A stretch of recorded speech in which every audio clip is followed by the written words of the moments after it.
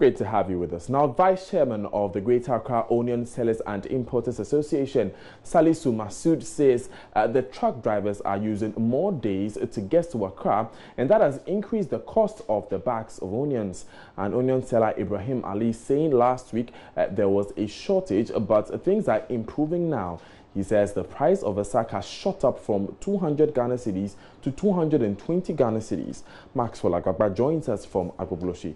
Maxwell, from 200 cedis to 220 Ghana cedis, that is quite an increase in less than a week. Yes, Daniel, that's so the indication that we're getting from sellers at the market here at Agogloshi. In fact, earlier, even before I spoke to the Vice President of the Greater Onion Sellers Association, well, I spoke to one Ibrahim Ali, who tells me that they started experiencing some level of shortage sometime last when they inquired. They were told by some of the truck drivers that they are at the other end of one of the bridges, so it's very difficult for them to cross because the bridge has closed, to traffic, and a lot of them were also reluctant to actually go to the point where they can use the alternative route. So that sort of created some kind of shortage here at the onion market at Agogloshi itself, and they felt the impact. But he tells me that because of that, the onion sellers actually had to increase the prices of the bags of the onions on the market. After I spoke to him, I had interactions also with the vice chairman, as you rightly mentioned. He's particularly not excited about the issue. He had some concerns, and he has actually been alleging that some of the truck drivers have actually been complaining that sometimes some of their colleagues are made to pay some money to cross the bridge, which has been closed to traffic. But this still remains an allegation that he is making. We are yet to verify that. Who did he say, Maxwell, who did he say they've been paying the monies to cross the bridge? Well, he says some of the officials there at one of the ends of the bridge actually take money from some of the truck drivers before they are made to cross the bridge that has been closed to traffic. Did he specify the department that these officials work with? Well, he fell short of mentioning the people who really are taking, but only to say that it's some of the officials who are stationed there who take money from some of the truck, drivers. But as I mentioned earlier, this allegation that he's making. Some of the truck drivers that I've been speaking to have actually been corroborating what he has been saying. They are particularly not excited about that. Another issue they are not happy about. No, Maxwell, a moment, please. The truck drivers have been corroborating what exactly? Exactly. Well, they have been corroborating the allegations being made by that they've had to pay money. The Greater Onion Sellers Association, essentially, saying that yes, what their vice chairman is saying is true. Sometimes they're made to pay some money because the bridge is closed,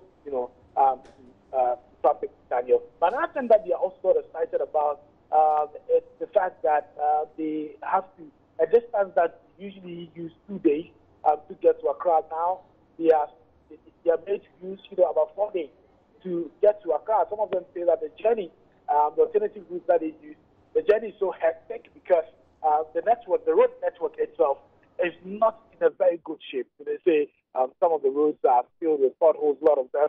So sometimes delaying their journey to Accra. So they want government to do something about the situation quickly for them because they say it's causing a lot of trouble for them. Right, Maxwell, hold on for a few moments. Anas Sabit, who is in the Brongahafu region, visited some of these truck drivers who have been stranded at EAG, and he's filed this report.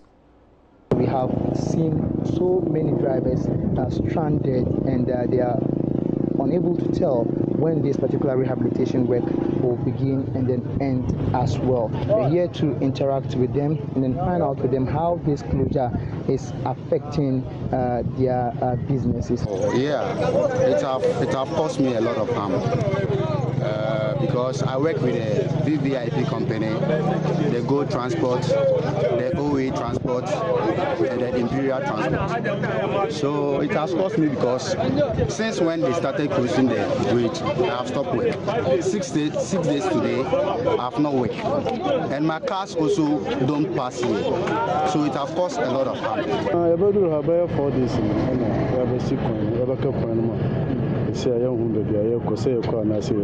We've been here for 4 days. We were only told part of the bridge is faulty.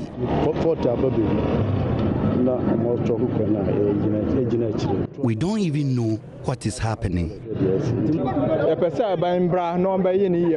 We need government to come in and help. This bridge has to be fixed and it has to be done soon. We are losing our business. This is unfair. We didn't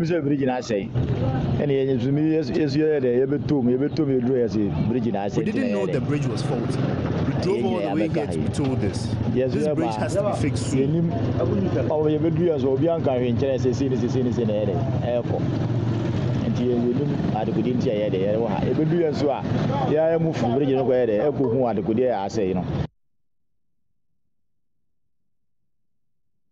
Some stranded drivers at prepaid bridge there that Anna Sabit spoke to. Now, let me come back to Maxwell. Maxwell, how have the customers been reacting to this increase in prices? Have the sellers been telling you? Well, some of the patrons that I spoke to told me that they were actually caught unawares. They didn't really expect any hikes in the cost of onions. So a lot of them came to the market not really prepared for that. They came to the market only to be told that they need to add some, more money to be able to buy their bags of, onions. So some of them that I had interactions with actually are not really excited about the situation, and they want something to be done quickly to ameliorate the situation. Right. Thank you very much, Maxwell Agbagba, for that report.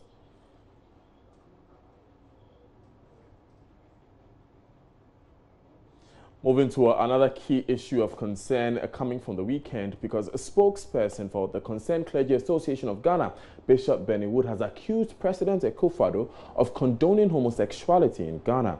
He says the president's failure to state clearly that the nation is against homosexuality during an Al Jazeera interview over the weekend is tantamount to his nursing a secret desire to see the act legalized. Bishop Wood also said that by saying the change of legislation which criminalizes homosexuality is inevitable, he has shown lobby groups how they can engineer this change. He wants the president to come again and distance the nation from any such change in law. You're speaking on News Desk.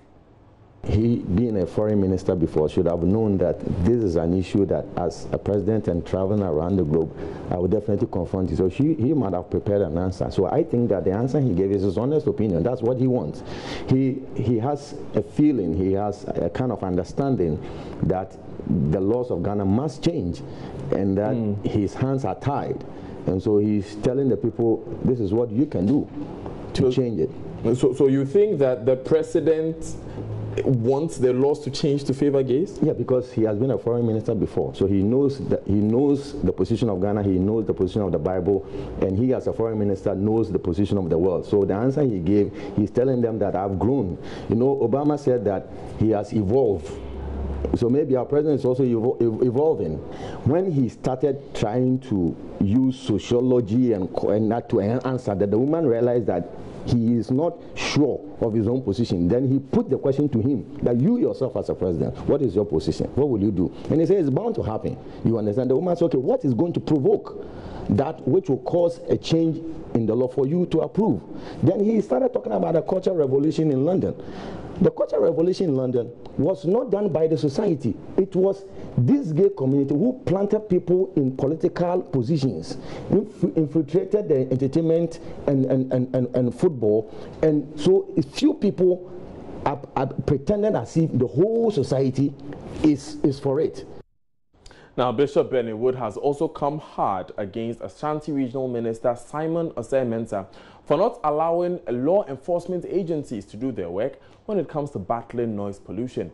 Bishop Wood said on Newsdesk today the Ashanti Regional Minister should concentrate on curbing vigilantism with the same energy with which he stormed the church service on Friday to make arrests as the service was disturbing his sleep. Bishop Wood insists that though some churches flout the law when it comes to noise pollution, the Ashanti Regional Minister erred by taking the matter into his own hands. He has a serious psychological problem. There are some people, when they get promoted in life, they lose their heads, and I think he's one of them. He needs to get... Isn't that a strong statement to make? His behavior is stronger than what I'm saying. You see, he needs somebody to evaluate his state of thinking. This guy is not the first time. Some of these people move around as if they are invisible, you understand? But they have to understand that whether you are invisible or not, the grave is there for everybody. When you go to the grave, you see invisible and non-invisible people there. I've been involved with AMA, all right? I've been involved with AMA in trying to regulate some of these things. The sound level, what you call noise, might not be noise, because there's a sound level. In the night is 48 decibels. In the morning is 68. Depending on the environment, you might be playing 48 in the night and it will sound to you as noise. That's why he is not the right person to go and harass people. You should let the people go and assess if the noise he said was really above the required level. The laws are there. Let's enforce the law. I don't have a problem with that. If you break the law, let's go to the law. But if you are enforcing the law, we must go through the process of enforcing the law. You don't become a regional chairman today and you start throwing your weight about. You're not even sure if Rev Shuffle will even leave you in that office. You won't pray for God to have mercy on you. Away from that, the Ejiso Social Welfare Department is struggling to find shelter for 2 children whose mentally challenged mother has been traveling with them for 3 days on foot on the Kumasi-Accra Highway. Traders at the Kubease toll booth area, touched by the plight of the children, seized them from their mother. Witnesses say the 1-year-old child was strapped to the mother's back while the 3-year-old was seen trekking over 6 miles from Nobewam to Kubease alongside the woman thought to be in her late 30s. But the Ejiso Social Welfare Department and the police say they are unable to provide shelter for the children. Love FM's Erastus Asaridonko reports. The 2 children looked worn out, dehydrated, hungry and sick. They have sores on their feet and the 3-year-old boy could hardly walk. Their mother, Ajua Duchumwa, who sounds incoherent in thought, has been traveling on foot with them for 3 days. She says she's looking for her husband. I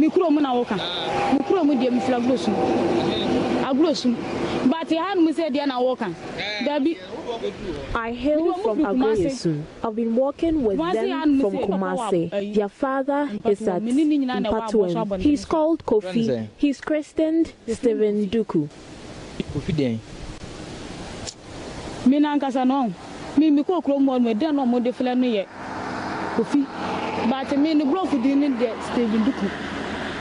These traders accosted her at Kubasi toll booth area and seized the children. The way he was dragging one of the children, we were touched and we had to seize the children. We called the assembly member for the area, Richmond Owusu-Kwarteng. He told Love News he's frequently confronted with such cases but has little solution. The Social Welfare Department and the Ejiso Police could not help with shelter that evening for the kids. They had to sleep with an elderly woman in another town as arranged by the assembly member. The social welfare people, they are my friends, especially Hans. We've always been talking to them, but they will tell you they have no funds. They have no funds, but it's not helping. If surely we want to deal with issues of especially children, then the government needs to set up. I mean, the way it's being handled is not the best, because we, the assembly members, we are not paid. So sometimes you don't get committed people, they will not even bother themselves, because you'll be using your own little resources to cater for some of these issues. So sometimes it becomes a burden. So what you're saying is that institutions like social welfare mandated to take care of these things are not equipped. Yes. The government needs to resource them. I don't know their budget and those things, but all they will tell you is we are hungry. Even before you came, you were having problem with the car. That's why it took us so long to get to this place. We have to go and beg the NCCA people. So you saw the car we came with, the NCCA people. Now, Love FM's Nanaya Aljima has been following up on this matter and joins us via telephone. Nanaya, where are the children now? All right, Daniel, at the moment, the children are with the Kumasi Children's Home. That's where they've been residing since Friday. But what the Social Welfare Department of the Juso Municipal Assembly is saying is that they would need the mother who the police had let her away, let her leave their custody to help with the investigation or find where exactly they come from and the family of the woman and the children as well, so that they can give the children to a member of the family who is in good standing to take care of the children. But they say they will try their best to use the information available to them to find the whereabouts of the family and also try to relocate the children so that everything will normalcy will return. But what I can say is that currently the woman is not in the custody of the police. Friday, myself, together with the assembly member at Kubease and some of the people who took the children away from the woman, went to the police station, the Dobbs unit of the Ejuso police station, to report the issue to them together with the woman. And I'm learning that after we left, the police also let the woman go, the woman who is not mentally stable also go. Did you find out why they did that? The police couldn't explain to us why they let her go, but from what I heard Friday, I've been gathering today, they are saying that they didn't have anywhere to keep her, and moreover, when they were trying to do the paperwork for the children to be sent to the social welfare department, that was when on their blind side she slipped through. Okay. Now, Nana, how are these children doing now? We've seen pictures of wounds on some of one of their legs. What's their status now? All right. So the information I'm getting now is that they are getting better, especially the older one who had swollen feet and all those. Is now getting better because he's getting proper medical attention from the Kumasi Children's Home. Thank you very much, Nana Aljima, for that report. Now, thousands of disabled people walk the streets every day. Most of them make it through the next day by begging. But that's not supposed to be the fate of all persons living with one form of disability or the other. At the Accra Rehabilitation Center, about 50 people who have varied forms of disabilities are learning vocational skills which can give them a life different from their counterparts who live on arms. Beryl Richter has the rest of the story. I wish to be disability. Meet Kofi Reynald Asari, 26-year-old trainee of the Accra Rehabilitation Center. Kofi started drawing when he was only 12 years old. But he doesn't draw like the average child. He learns how to scribble using his mouth. Kofi was born with cerebral palsy. Unlike most children with cerebral palsy, Kofi had the opportunity to be enrolled in school. With the help of occupational therapists at the Salvation Army Rehabilitation Center at Begro, he had his talent developed. For Kofi, the future is very bright. He loves drawing and can draw almost everything, creating shapes and images and making well-guided brushstrokes with his mouth. His dream is to open his own art gallery. Kofi, how are you? By the creator of God, I'm fine. Yeah. My full name is Kofi Reynald Asari. I want to open my own shop to do art. People who live with disabilities suffer stigma at every stage of their lives.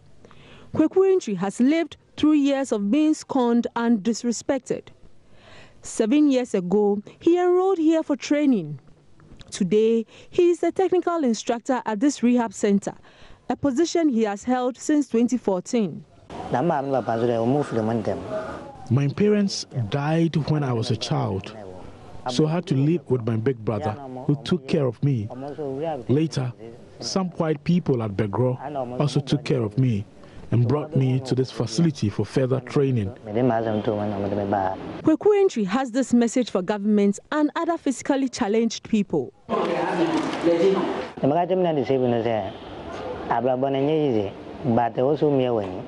My advice to my fellow physically challenged persons is not to look down on themselves. They should try doing something so they can get assistance from people. The government should also help us with employment opportunities.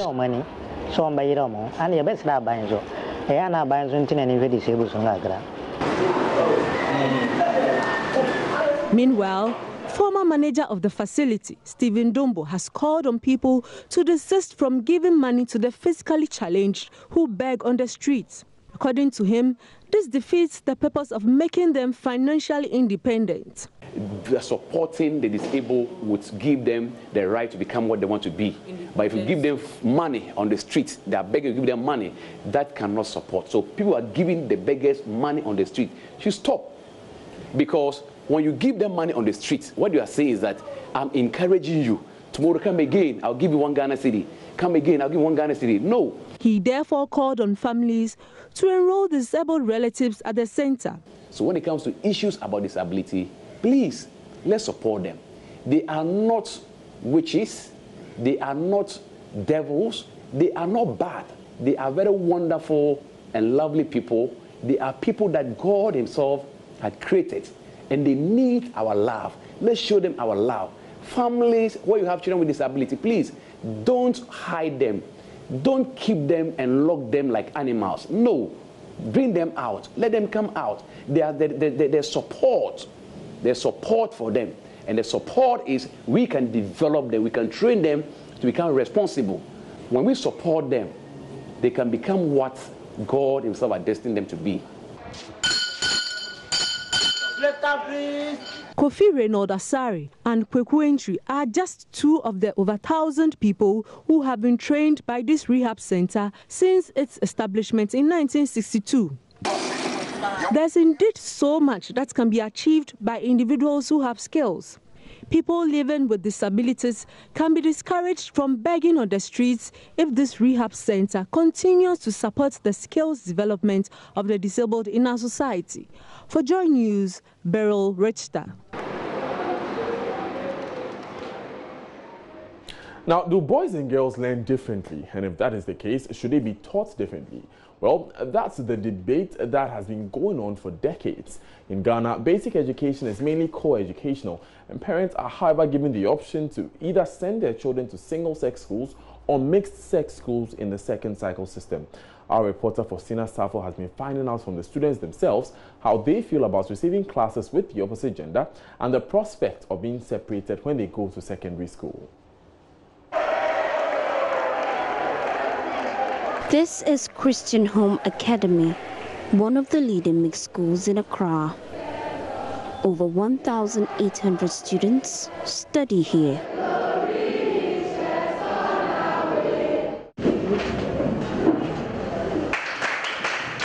All right, so this is where the business is. Here, as it is in many schools in Ghana, males and females are educated together, an environment 12-year-old Chris Kofi Edu describes as competitive.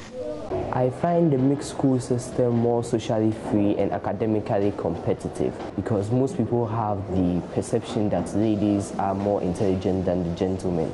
So I would like to oppose that perception. That is the reason why I prefer the mixed school system. Well, I'm in the mixed school and I feel it is a good place to obtain your full potential and it allows free interaction between boys and girls. Christina Yvonne is 11 and can't wait to give the single-sex educational system a try. When I complete the junior high school, I would like to go to Western Girls, which is a mixed single-sex school. I think classes should be separated by gender because boys and girls get easily attracted to each other. In the single-sex educational system, boys and girls are separated and taught based on gender. Advocates of this system argue boys and girls have different features and understand things differently. Boys and girls are different in a way that girls develop breasts and boys develop broadened chest. They start to menstruate, boys don't. They also grow pubic hairs at their pubic areas by like different ways. An educational system where gender is not a factor is what the mixed school system sought to achieve. But critics of this system argue boys and girls have different learning needs. How boys and girls are raised in the second cycle institution influence gender equality because it's such a strong pivotal role because these boys may be socialized already from the beginning, from nursery, KG, primary, JSS, and now the SS. And this is the point of their lives where they make critical decisions in terms of what programs and courses to pursue in higher education. Okay, and how they actually also interact with their environment when they get into higher education. The Ghanaian system does not encourage single-sex education until after basic school.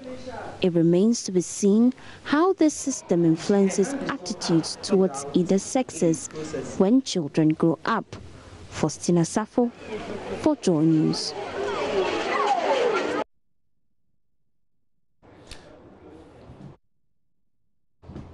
You're watching Joy News today. Stay tuned in.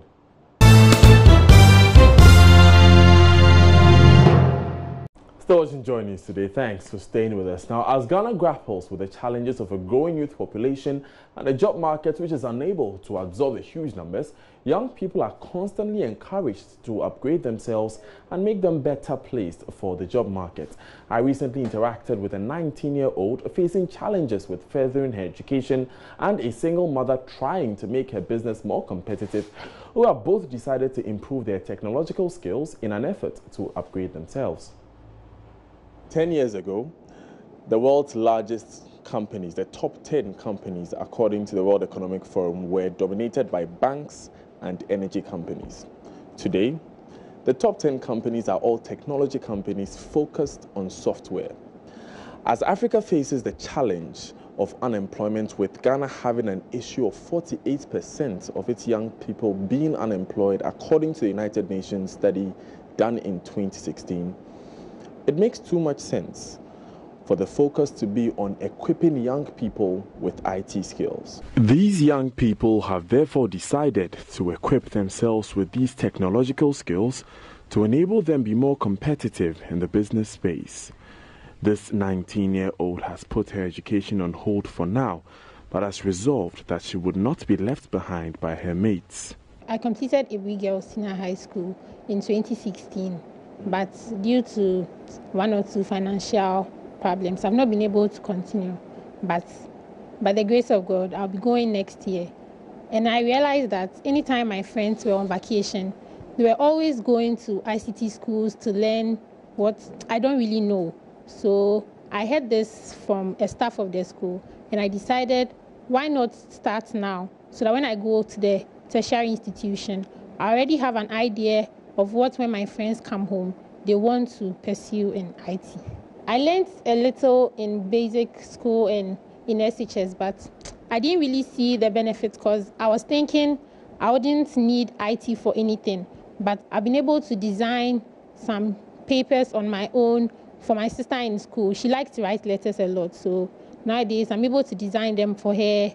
She goes and sometimes she even sells some, and she's also making profit out of what I'm learning here. For Millicent Jima Boateng, who is a single mother, the need to improve her knowledge in computing became more evident after starting a frozen foods business.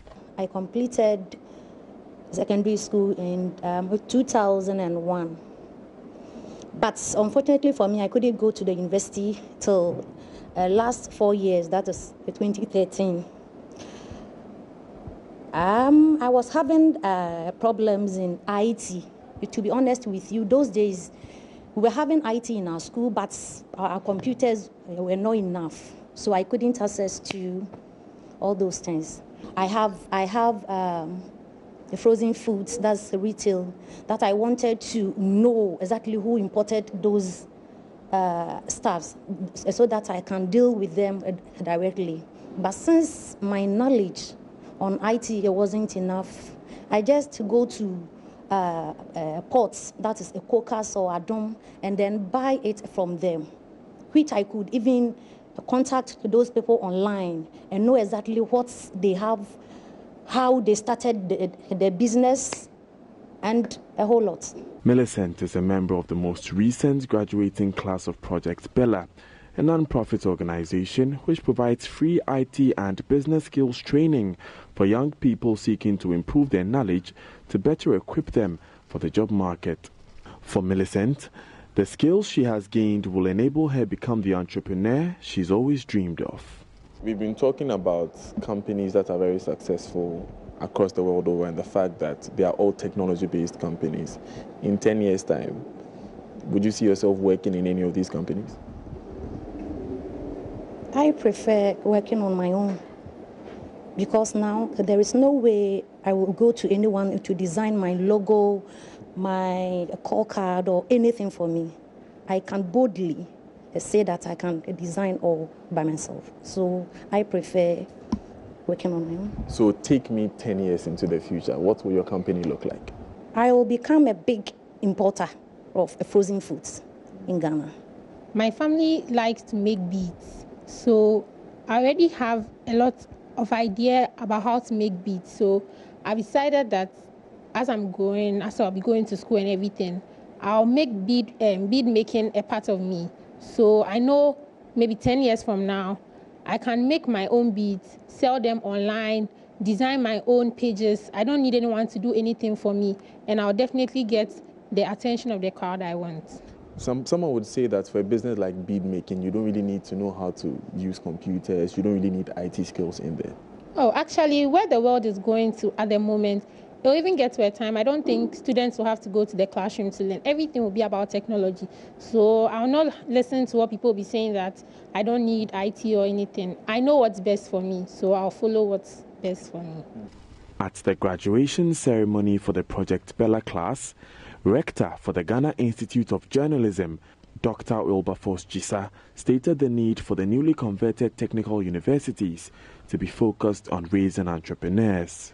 If you ask my personal opinion about these technical universities, the conversion of the polytechnics to technical universities, I would prefer that we call it entrepreneurial universities rather than technical universities.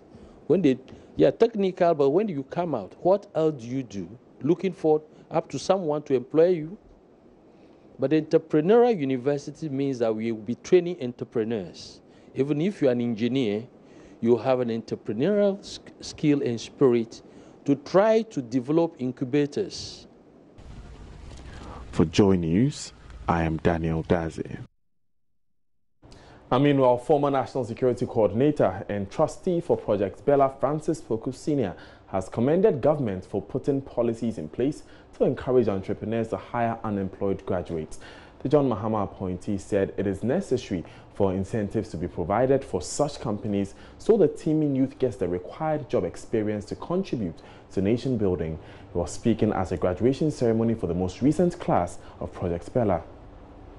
There are many wasted talents, but the private sector, people in different sectors are being challenged to give confidence to these people.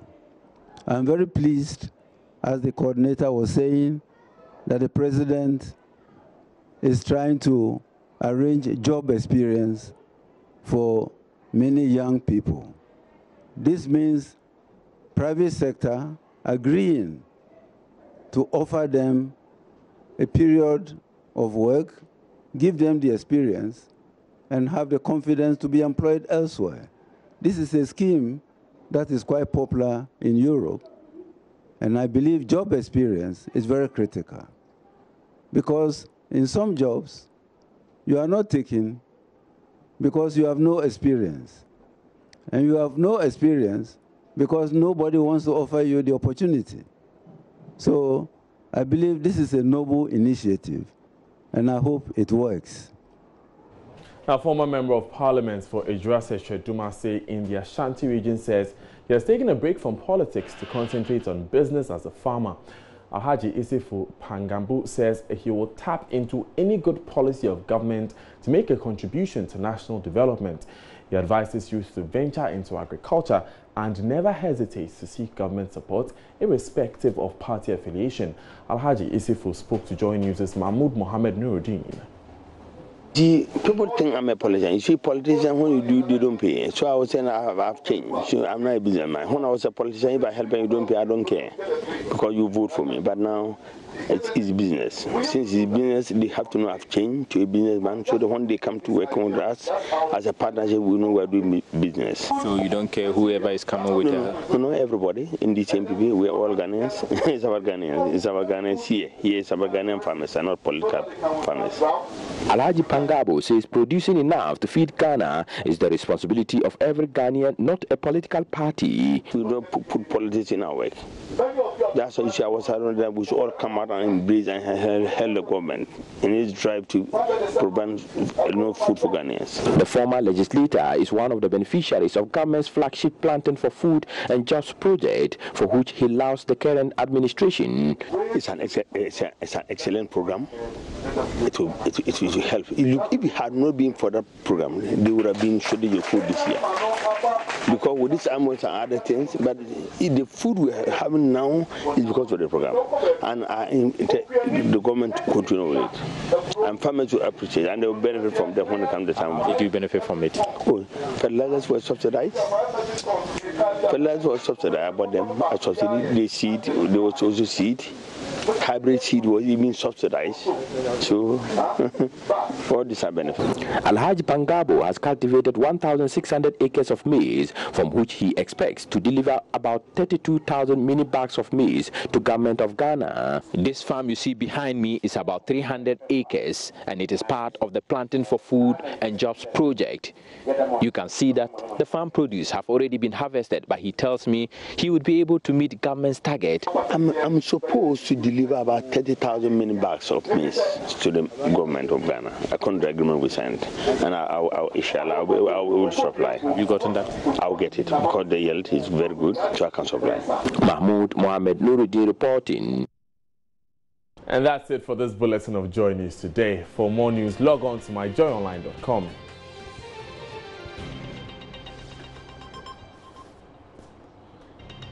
I'm Daniel Dazi. Thanks for joining us.